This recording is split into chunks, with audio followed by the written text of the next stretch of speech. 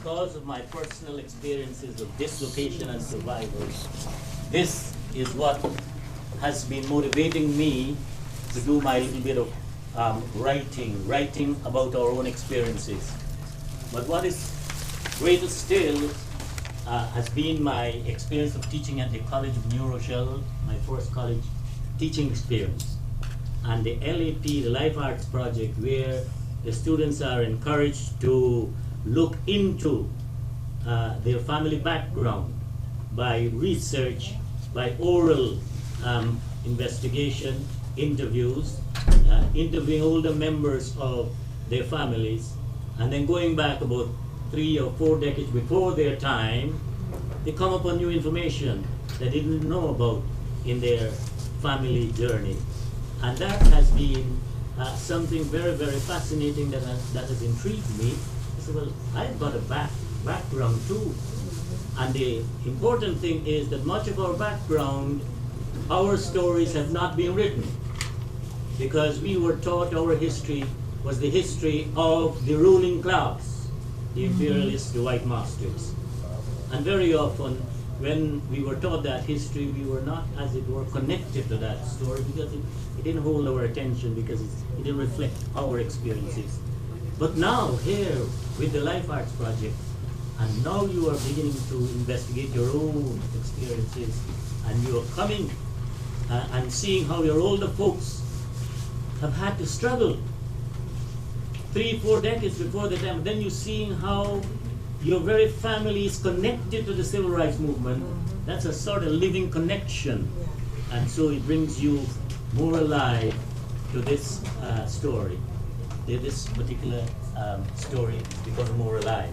And the textbook that I'm using, Howard Zinn, A People's History of the United States, is a new approach to the interpretation of American history, A People's History of the United States before the 19th to the present, because this is one of the attempts where history has got a new interpretation, where it is written from the viewpoint of those who are exploited, not the ruling class, not the orthodox history we were taught.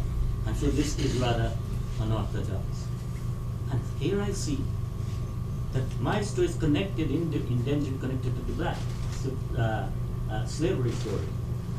We were all sort of slaves in different forms. We were sort of a different kind of slavery.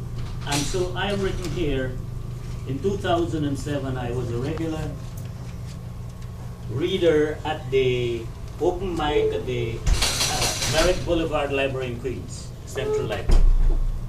And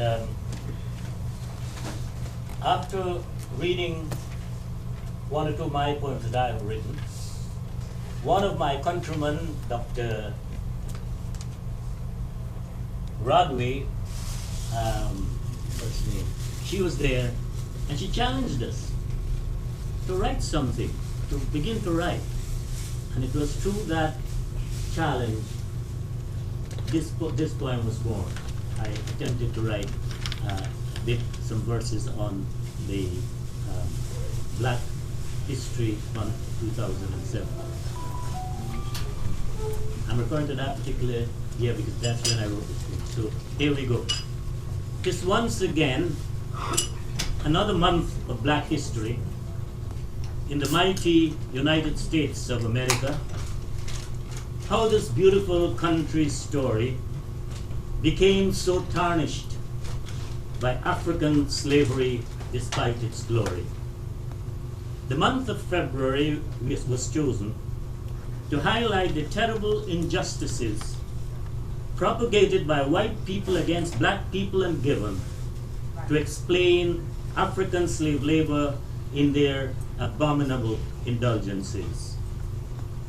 Several histories around the world now show how terribly wrong and unjust were those in their days of European imperialism's flow, with global plantations of African slave labor in their capitalist repose. Black people had suffered terribly then, and in hidden ways continue to do so today. with practices often labeled as racial profiling when bold black leaders would expose the brazen practices still in a cloaked way. Forced labor it was for the blacks, who were snatched from their African motherland by their own brethren in more fortunate position, which smacks of ignoble prosperity, stupidity, and ignorance among their selfish strand.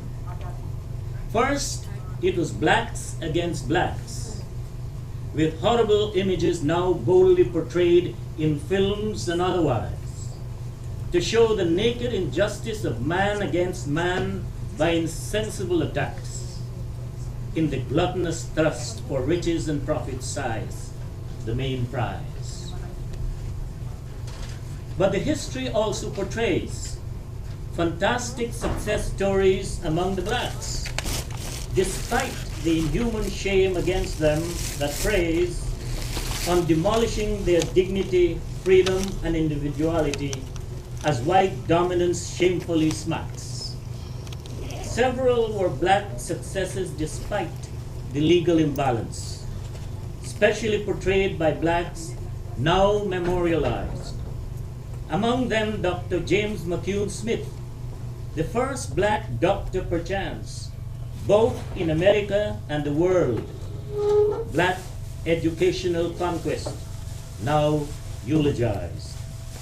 He was the first to run an African pharmacy in the United States of America, where he could not pursue a medical degree because of white racism's fancy. But in Glasgow, Scotland, in 1837, he was to qualify a medical doctor there. Then there was the great story of Frederick Douglass, born of a slave mother and a white slave owner. At the age of 23, he gave a stirring and eloquent speech that, alas, was to stir the white conscience into shame forever. Later, the struggle for black justice continued in the 1960s with the civil rights movement, led by Dr. Martin Luther King Jr. and others in bold practice, mobilizing blacks into an unprecedented voice for justice without relent. His famous March on Washington speech, "I have a dream," will always resonate time and again in America's black history's reach, and not be silenced despite wherever his assassin's bullet was destined to dictate. The civil rights hymn, "We Shall Overcome," is always sung far and wide, not only in America, the place of its black birth, but it still continued to roam, where from time to time, until black justice will finally truly reside. Other historical practices associated with the black American struggle have been the fight against segregation, Jim Crowism, and the lynching spectacle, enforced with white's might and its racist hate spindle, toppled only by bravery exemplified by Rosa Parks, Medgar Evers, and untold others so incredible. So time to wake up, white America. Your God still awaits for you to relent. Become truly reborn by cleaning your heart and conscience of black prejudice. Be that shining Jupiter in elevating your black brethren to equal status in your hearts and great country of what true enviable racial justice meant. Thank you very much.